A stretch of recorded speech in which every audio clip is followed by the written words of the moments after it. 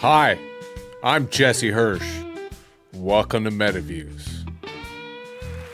Recorded live in front of an automated audience. And we're trying out a new theme song today. Maybe the song should be called Paulie and Heat. I'm calling this episode Paulie and Heat because Paulie, our house cat, is just crying all day and all night. And I'm kind of expecting her to be picked up on the mic. But she may be tuning into my voice right now, which is having her calm down just a tad.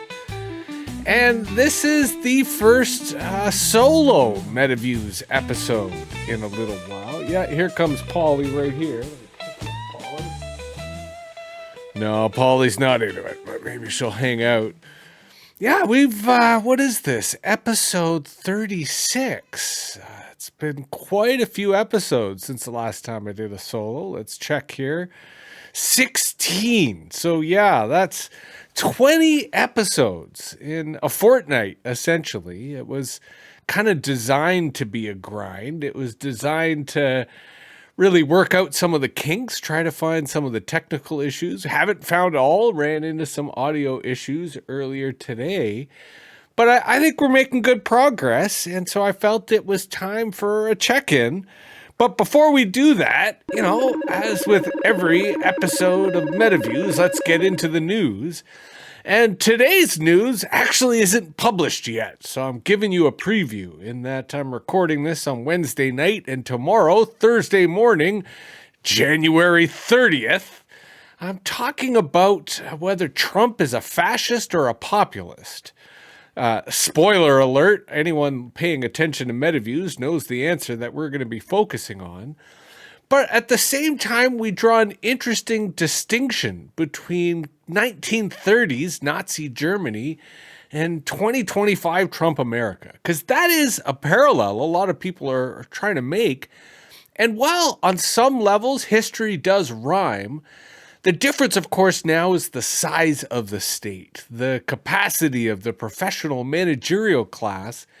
And that's why Trump's executive orders, a great number of them, really focus on instilling terror and compliance within the civil service. So tomorrow's episode, we sort of get into that. Now, you know, of course, our next segment of Metaviews is WTF, or What's the Future? And, you know, that's where we're coming to me. Jesse, hey, what's the future of Metaviews as a podcast? You've been doing a crazy pace lately. Are you going to keep it up? For the short term, perhaps, but this has always been a kind of warm-up for the Red Tory podcast that I'm doing with Alan Gregg. And I'll mention that a little later in today's episode. But I think Metaviews moving forward, we're going to be a little more explicitly radical. I think we're going to be a little more, not so much hard-edged, but honest about the political, economic climate we find ourselves in. I recorded a couple of episodes in the last 3 days that I'm just not going to publish. One was with a young guy who had some interesting perspectives, but in the end, it just wasn't something I was comfortable putting out to the Metaviews audience. And then again today, I recorded an episode that, you know, quite frankly, just wasn't up to snuff, just didn't kind of not only repeated content that we've had previously, but even kind of contradicted it without substance, without provocation. And I would totally publish an episode from someone who disagreed with me, with us, who offered a dissenting view.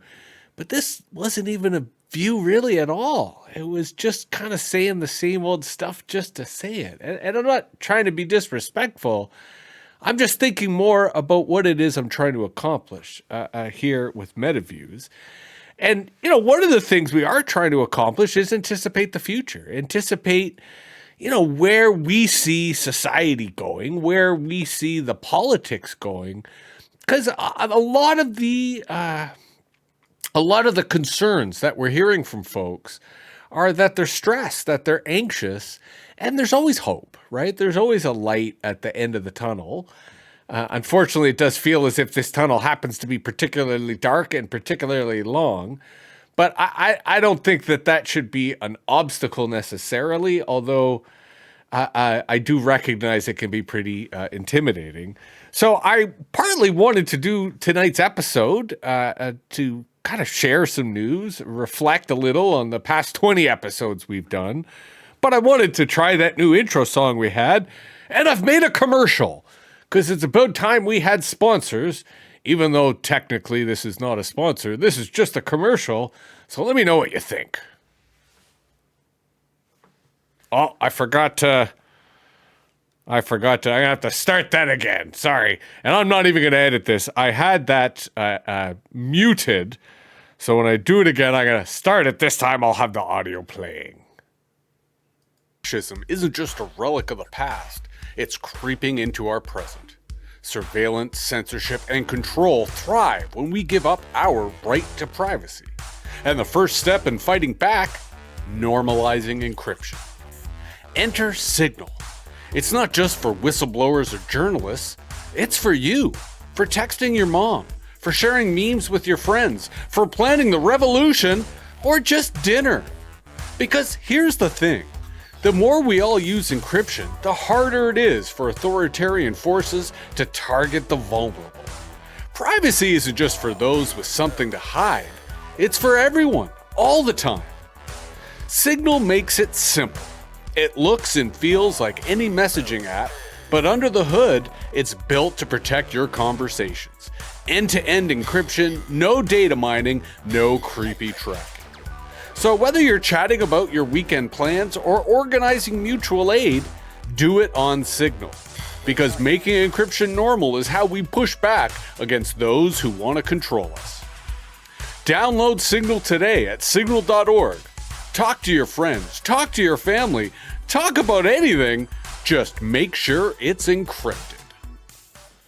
So, I hope that came across. I'll certainly won't know until I listen to this after I throw it up into the feed.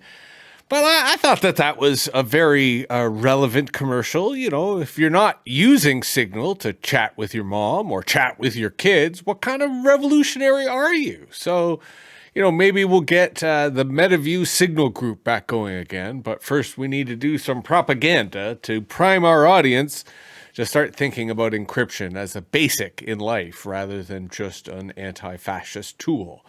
You know, the other thing that I've been thinking about is doing more history. You know, of course, we had the David Fingroot History of the Media Collective episode, and I'm happy to say we've got Anna Melnikoff coming up with another angle on the history of the Media Collective, as well as her own analysis on the spiritual and political crisis that we find ourselves in contemporaneously. But I've been thinking about some other history of sharing it and doing these kind of monologue issues. So this is where I ask you, dear audience, post a comment, send an email. Let me know if you like episodes like this or episodes like the one I did on the history of Metaviews, where there's no guest. It's just me, you know, just rambling at the end of the night. And I think the opportunity here is there's a lot of stories, a lot of business stories that I've never really shared anywhere. And I don't know, I think it would be good for me to figure out if I still have those memories. But I think it could be entertaining in and of itself. So this is me polling you, the handful of listeners, including my parents, whether or not you think this would be valuable in terms of the huge grind of episodes and volume that I intend to put out. And that really is the last point I want to make about history, that I don't know how long any of us are going to be alive. Hopefully it's a long time from now, but under fascism, you really can't make any assumptions. And that's kind of why I think being prolific at this moment of history makes sense. Because you never know what's going to be erased. You never know what's going to be saved. You never know when it's going to end. So this seems like a good moment to be documenting history in a radical, in a unfiltered, in an unapologetic way. So maybe you, listener, have some stories to tell, want to be part of this history. Hit me up if you want to be a guest on Metaviews. But as I alluded to at the start, Metaviews really is kind of just a warm-up. My real motivation here is a podcast I'm hoping to launch imminently with my good friend and, in many respects, mentor, Alan Gregg. And this is a podcast called Red Tory. I've started initially working on the website, which you can check out at red-tory.com. And I spell that out so that the AI listening and transcribing to my words might get it correct. But we're also going to be doing a podcast that combines interviews, combines overviews, underviews, both looking at the Substacks that I and he will be producing. But what I like about Red Tory compared to Metaviews is, there are times when I'm interviewing people in which I kind of wish I had someone to help, in which I could play the bad cop and they could play the good cop, or I could play the radical and they could play the straight person, or vice versa. Or I could just be as incoherent as the guests sometimes are, for fuck's sake. Just to kind of throw a wrench in it all. And I think that's where Alan and I share two relevant overlaps. One is a desire to make sense of this moment in history, of where we are. But the other is to just kind of fuck with people and respectfully troll, politically troll, but really try to counter some of the stupidity and rigid ideology that is preventing us from getting through this tunnel to the light that's at the end of it. So this is me giving it another little preview, another little ramping up the hype for Red Tory, as in really Red Tory. So yeah, keep an eye on that on your Metaviews feeds and the other Metaviews stuff, which, I guess brings us to the end, brings us to shout outs. I guess I have to be true to the episode and shout out Paulie. Paulie took off. I haven't yet been able to bring her on camera. Harriet often comes on camera just because she wants to get a TREAT. And shout out to Jeanette, my partner, who keeps the farm going and who's probably waiting for me now. So we'll watch the last episode of Slow Horses, or at least of this season. So yeah, those are my shout outs for tonight. A relatively quick episode. Wanted to try some things, including a new outro. Yeah, I dig it.